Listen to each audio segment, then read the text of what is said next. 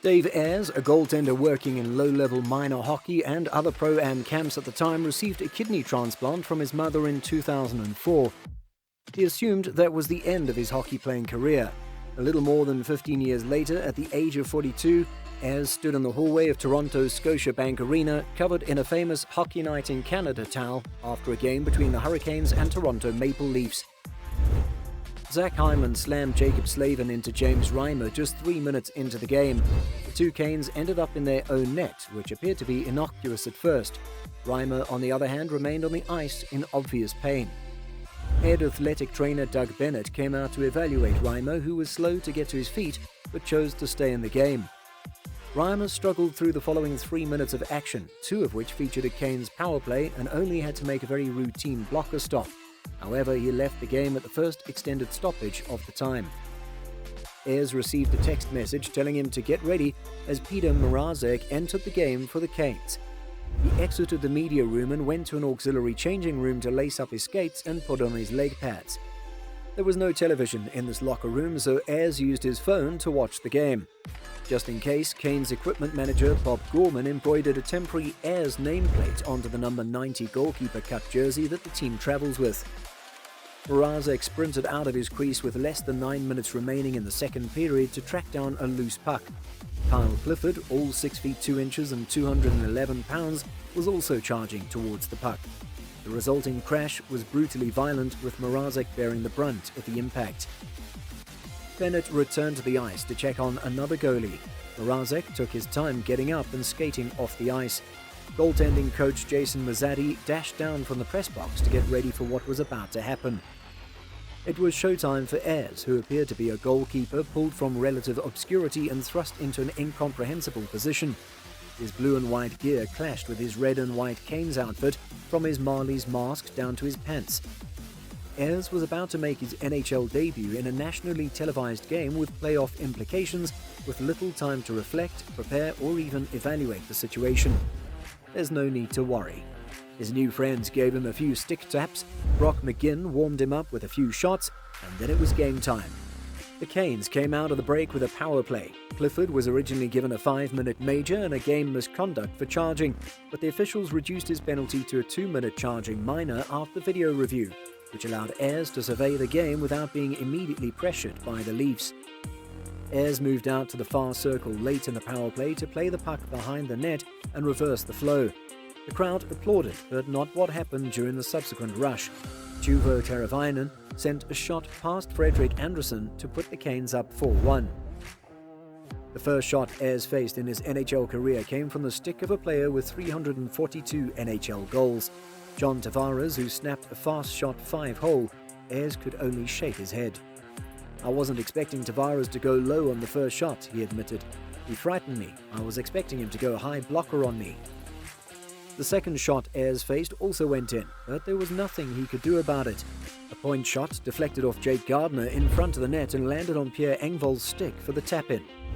Maybe Ayres' confidence was boosted late in the second period when he stoned Austin Matthews, who leads the league in goals this season, on a point-blank scoring opportunity.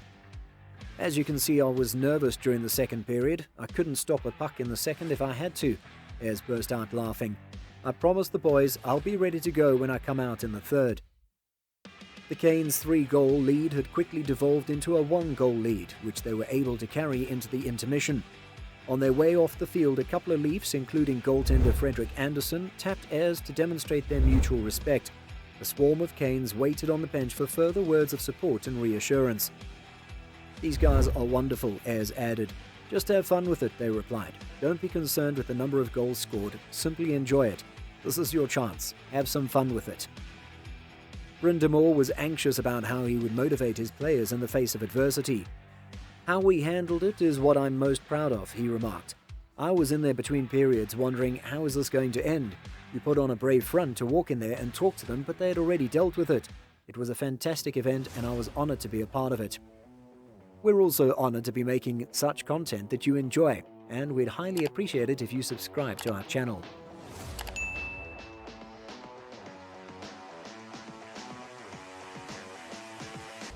In the first minute of the third period, Warren Fogle scored his second goal of the game to give the Canes some breathing room.